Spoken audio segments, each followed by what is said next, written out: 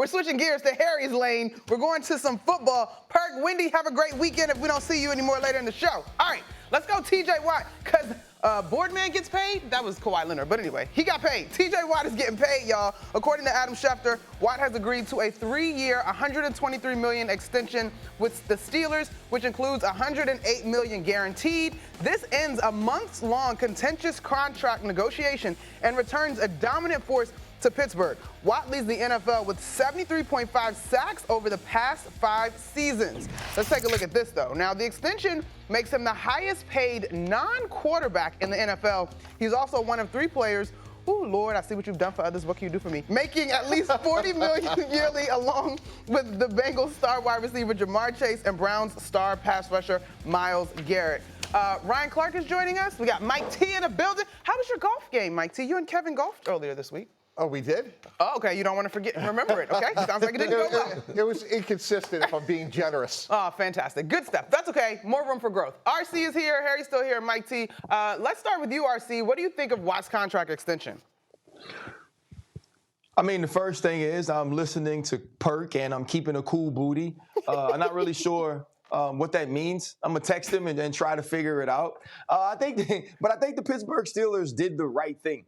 T.J. Watt has produced year after year for this team. He's shown up in some of the biggest moments defensively for them. And when you look at what they've done outside of the Pittsburgh Steelers locker room, going out and trading for Jalen Ramsey, moving on and getting Aaron Rodgers at the quarterback position, bringing in DK Metcalf, they had to do the right thing for someone that has shown you how to be a Pittsburgh Steeler. T.J. Watt has shown you how to work as a Steeler, how to produce as a Steeler, how to lead as a Steeler. And you know what it is. When the next man is up, of a Myles Garrett sort of cloth, of a Micah Parsons sort of cloth, of a T.J. Watt, Nick Bosa, you become the highest paid. And so Omar Khan, the general manager, did exactly what he was supposed to do.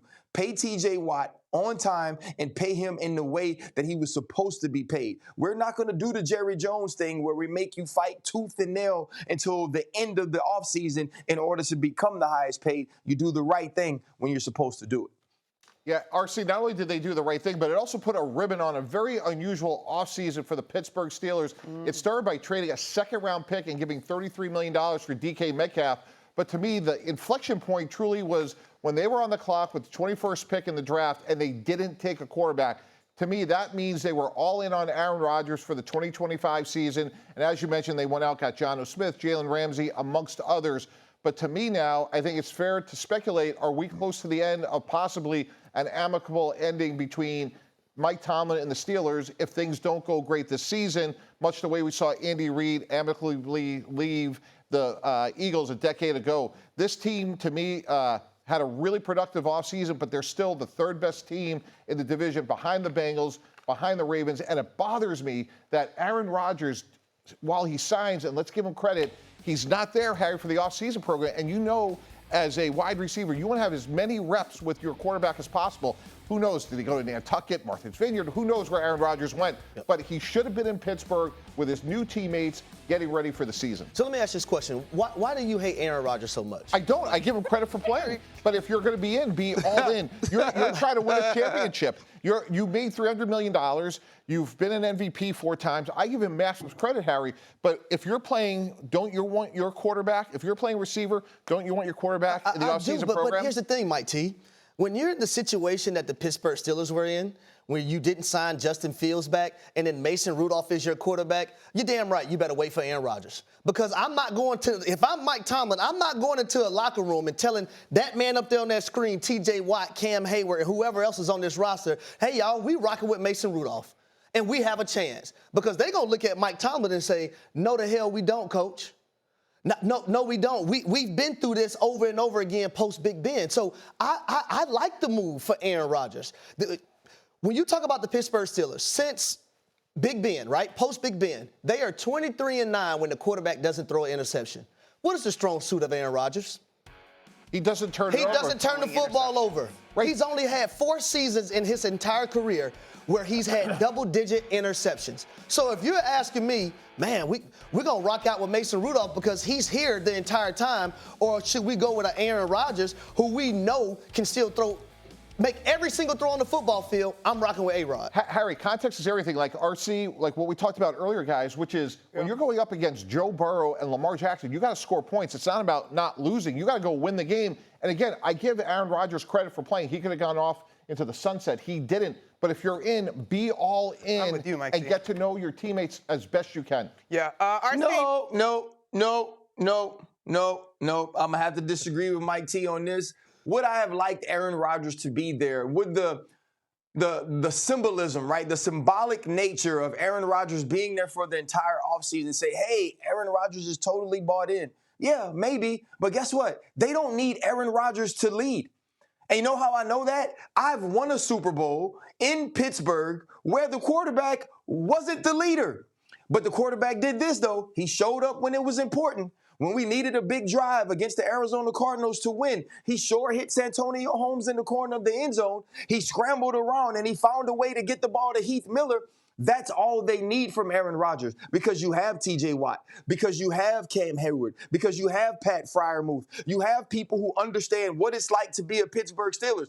By the way, you have Mike Tomlin, who I'm 100% sure signed off on the communication of, hey, Aaron, if you're going to come here, as long as you're here by minicamp so the guys can get some reps with you in the offseason, then we understand you taking the offseason to whether it's get married, do whatever you have to do, fake run for president, whatever it is Aaron Rodgers wanted to do, he got an opportunity to do that, and now he's with the team. He flew everybody out to California. Aaron Rodgers doesn't have to be the Aaron Rodgers of old. He also doesn't have to be the best leader in the world. You got to show up when we need you.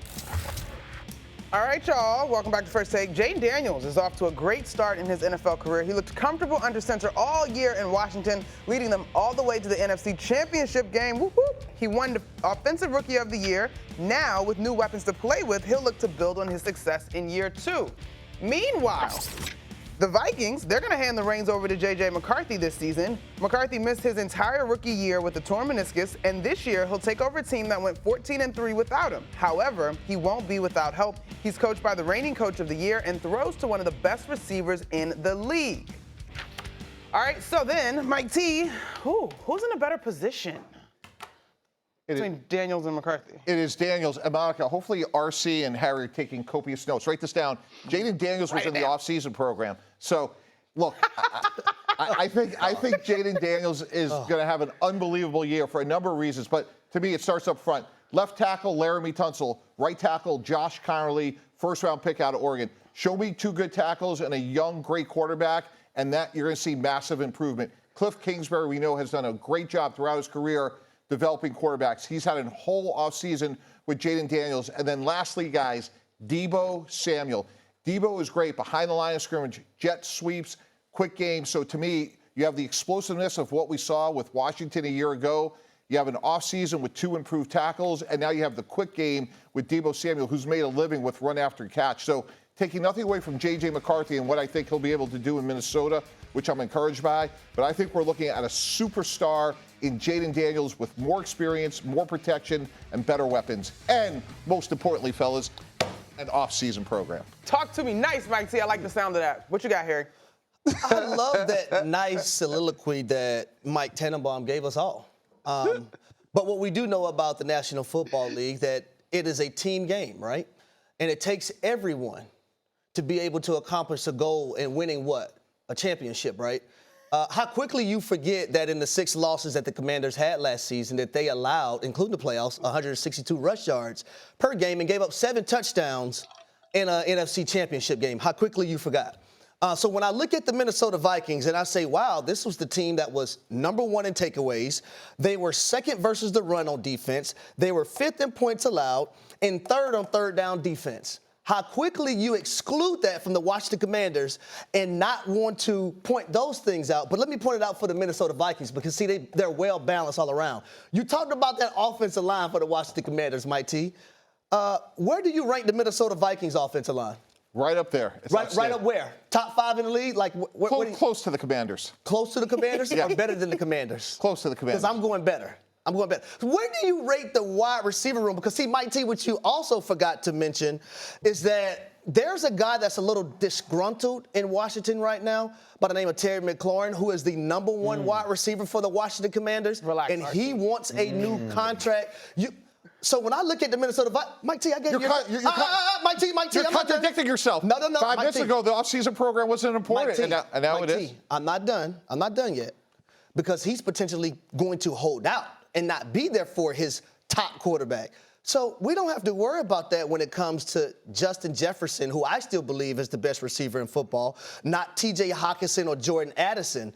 Or did you talk about the running back in Aaron Jones that the Minnesota Viking has? So how quickly you forget about all these things when factoring in who is in the best position to win this season. So that's why I'm choosing J.J. McCarthy. I know and I understand he hasn't taken a snap yet. But in my opinion, all J.J. McCarthy has to do is not mess it up for the Minnesota Vikings. That's why I'm rocking with him in this discussion. On that argument. RC, what you got? It's solid. Of course I'm rooting for my Commanders. 2024. Correct. All of the players you mentioned on Minnesota's team, were they also on the team in 2024? Yes.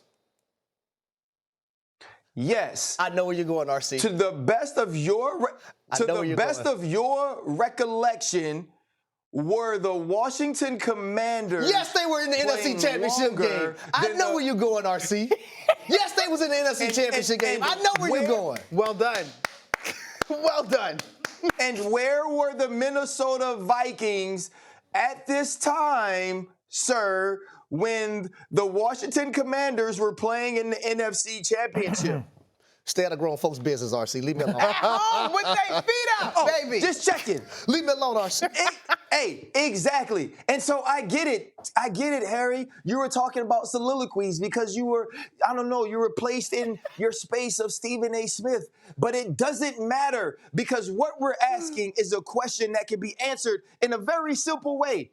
Even though we talk about how are these quarterbacks set up, right? That's important. We always say where a quarterback lands is as possible as or is as important as where he's picked, right? Or when he's picked in the draft. Guess what? You know what else is important? How good the damn quarterback is. True story. How transcendent the quarterback is. How much better the quarterback makes people around him who might not be that good be. And guess what? Jayden Daniels did that. The Washington Commanders picked second the year they got Jayden Daniels, and they went all the way to the NFC Championship. And some things had to fall in their favor. You know what else fell in their favor? The damn quarterback was really good. And the quarterback has had an opportunity to grow, to learn, to be in important moments, and to see that above all else, no matter what quarterback is standing on the other side, if it's Jared Goff, guess what? I can beat him in Detroit in the playoffs. If it's Baker Mayfield, guess what? I can beat him in the playoffs. If it's Jalen Hurts, I can go out there and do my part. The other guys just got to do theirs too. And so, do I think that J.J. McCarthy is set up for success? Hell yeah. Kevin O'Connell, phenomenal coach. Justin Jefferson, one of the best wide receivers to ever play the game. T.J. Hawkinson, Aaron Jones, Jordan Addison, a great defense with Brian Flores. All of that is true. But when you talk about these two quarterbacks, I know something about one of them that I don't know about the other one. I know that one of them has a chance to be an all-time great. I know one of them has already not elevated only one organization or university, but two. And we've seen it happen before our eyes. And I know the one that's in Washington got more help this year than he had last year. So for me, the quarterback that set up best is the quarterback that is better, and that's Jayden Daniels. Well, see, no, I would disagree with that, RC, because here's the question. Who is in a better position to win this season? That's not just the quarterback. It's also what's also around you. And it's a difference when you're Jayden Daniels and you do everything in your rookie season, and I love Jayden Daniels. But it's a difference when you now become the hunted. Mm-hmm. And when you get to a certain point where you're trying to hoist up that Lombardi trophy, when your defense cannot stop the run, right, and you give up 7 touchdowns in an NFC Championship game, That matters. That has to factor in. Right, and look, I don't think, and that's fair, but I don't think the Commander defense is going to be dominant, but they're going to be a lot better. They signed Javon Kinlaw. They just added Von Miller, who maybe can give them 15 snaps a game. Mikey Sanderstill, I think, is going to be a really good nickel corner. If Marshawn Lattimore can stay healthy, he's going to give them much better corner play than they had. So is it ideal? Trey Amos. Exactly. So, again, is it ideal, Harry? No, but the other factor here we're not talking about is the division, right? The NFC North is historically great. So, to me, when you look at the NFC East, it's Washington, it's Philly, and then draw a line. So, I think J.J. McCarthy will wind up being a good player. He's going to have growing pains, and that's why I think Washington will be better this year. Listen, the one thing I thought might have come up is the schedule for the Commanders as I've been looking at that. I think to your point, it's not easy. It's not easy. This year's the schedule is not easy for them. But I think to your point of going from sort of a surprise, if you will, right? Well, see, and my thing is that I'm not saying like if I'm picking on my hand, am I taking J.J. McCarthy over Jayden Daniels? No, I'm looking at entirely how the team is set up for the Minnesota Vikings versus the team and how it's set up for the Washington Commanders. Guys. Talk to us. I have a question, guys. Guys, I have a question. Just Ryan Clark again with another question. The top 10 quarterback list or whatever came out, right? Jayden Daniels was 5. Now, you guys can correct me if I'm wrong again. Is Patrick Mahomes, who was number 1, has he not been hunted since he's been the starting quarterback? Listen, I tell you what, preaching. if they've been hunting to eat, if they've been hunting to eat Patrick Mahomes, everybody in their house still hungry as hell, right? Josh Allen, has he not been hunted for a very long time? Not only is he out here winning MVPs, he winning in real life right now when you look at who he married in this offseason. Number 3, has Joe Burrow not been hunted? He just threw for 5 million yards and 50 million touchdowns last year. Lamar Jackson, has he not been hunted? When you good, it don't matter if you hunted because you hard to catch. And they can hunt Jayden Daniels all they want. What's unique about what you just said, RC? What's very unique about what you said? Only one of those guys has a Super Bowl ring that you just mentioned. Right, but that's where I think because they all got to beat the one that's hunted the most. Because they play against Michael Jordan all the time. You know what? Patrick, you know who won't have a championship? Patrick Ewing ain't got no championship. Come on now, chill. I was going to say chill. Reggie Miller ain't got one. Chill. Reggie Miller ain't got one. Charles Barkley ain't got one. Karl Malone ain't got one. Listen, you are not wrong. Y'all lucky I'm not in studio today. Now you need to come on to the city. Now you need to come on up here because we can hear you swishing around the ice in your mug and all of that. You need to go ahead and be here. Let me sip my coffee. All that LSU was coming out just now, and I'm for it because y'all know I want to see Jayden Daniels be successful. But Mike T, did you have a quick button to put on? No, we can keep going here. All right, cool. Welcome back to First Take. 2 of the top 10 offenses from a year ago will have a new look this season. Jared Goff and the Lions lost their offensive coordinator, Ben Johnson, to their division rivals when he became the Bears' new head coach. Meanwhile, Jalen Hurts and the reigning champion Eagles also lost their OC, Kellen Moore. He's now the head coach of the Saints. He'll now play under his fourth offensive coordinator in 4 years. Ooh, consistency is a thing. So, RC, we're coming to you. Are you more worried about an offensive regression in Detroit or in Philly? You know what? I'm actually not necessarily overly concerned about a regression in either, but if I had to pick, I would pick Detroit because Ben Johnson has been such a staple of everything that they've done, from the run game to the trick plays to the play action to being able to manage Jared Goff in any situation. And I got an opportunity to watch quarterback, and you saw sort of the intricacies and the way that Ben Johnson and Jared Goff's relationship ended up in success on the field. We've watched, we saw Jalen Hurts play with different coordinators. We've seen Jalen Hurts excel with different coordinators. And I believe the continuity when you are promoting a Pachulo to the offensive coordinator position after seeing what he was able to do or what Kellen Moore did with Saquon Barkley, the way that Jalen Hurts had command of the offense, especially near the end of the season in the passing game, I think you stick to doing some of those same things, and the continuity with the roster helped that as well. Will Detroit be fine? Absolutely. Will Jared Goff still play well? Absolutely. Will we see explosiveness in the The past game, will the two-headed monster at the running back position of Sonic and Knuckles be successful? Yes, but I expect them to have to take some time to understand, adjust, and get some of that chemistry they had with Ben Johnson, more so than they will in Philadelphia with Jalen Hurts. Yeah, I'm going to go with the Philadelphia Eagles. When I look at this football team and the adjustment that they made in season last year after game 4, they were 2-2 at that point. And in all 4 of those games, Jalen Hurts either threw the ball 30 or more times. And then you had players go into Nick Sirianni and also Kellen Moore at the time, and they say, hey, I think we need to lean more on our offensive line, and we need to lean into Saquon Barkley a little bit more. That's exactly what they did. So it will be offensive malpractice if Kevin Patullo goes in there and tries to overcoach as an offensive coordinator, knowing what they have offensive line-wise and with Saquon Barkley at the running back position. Now, another reason why I'm picking Philly is because when I look at the two teams, Philly and Detroit, RC, like you mentioned, from an infrastructure standpoint, I'm giving the edge to Dan Campbell and what he's been able to build from a culture standpoint. There have been times in Philly where things have gotten a little rocky, right? And I don't know how Kevin Patullo is going to handle that as an offensive coordinator because he's never been in that spot.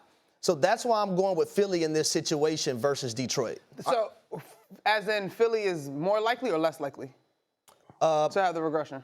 More likely. More likely. Copy. Yeah, I don't think either will. It started with Philly on defense. Look, they lost a lot of really good players. Milton Williams, Josh Sweat, Brandon Graham retired. They lost Darius Slade, but they've drafted well. So look for guys like Cooper DeJean, Quinyon Mitchell, Jalix Hunt to play well, replacing those players. And Jihad Campbell, if he's healthy, I think actually gives them an upgrade at linebacker. You know, offensively, I think Kevin Patullo being there from day one with Nick Sirianni, this is a fully formed offense now with Jalen Hurts and Saquon. So it's not like year in, year out, just they're indiscriminately starting over with Kellen Moore leaving. And then likewise with Detroit, I had the great fortune of working with Dan Campbell. He's a tone setter, a culture setter, and him and Mark Brunell have been there. So even though they're losing Ben Johnson, which is a concern, I think they're going to be okay. And on the other side of the ball, obviously they lost Aaron Glenn to the Jets, but as you mentioned earlier, Harry, this is remarkable. Aiden Hutchinson led their team in sacks, only playing 7 games. Having him back is as impactful a transaction as any this offseason because they're going to be able to score. We all know that. RC, you listed all the reasons why. And to me, when we talk about the Bengals or the Lions, it's always about how, you know, Bill Walsh, right? How do you close out games, fourth quarter pass rushers? That's why Hutchinson's health, to me, is way more important than Ben Johnson or Aaron Glenn leaving. Did you just neither us on first take? I did. Oh, okay, just checking. Is that a violation?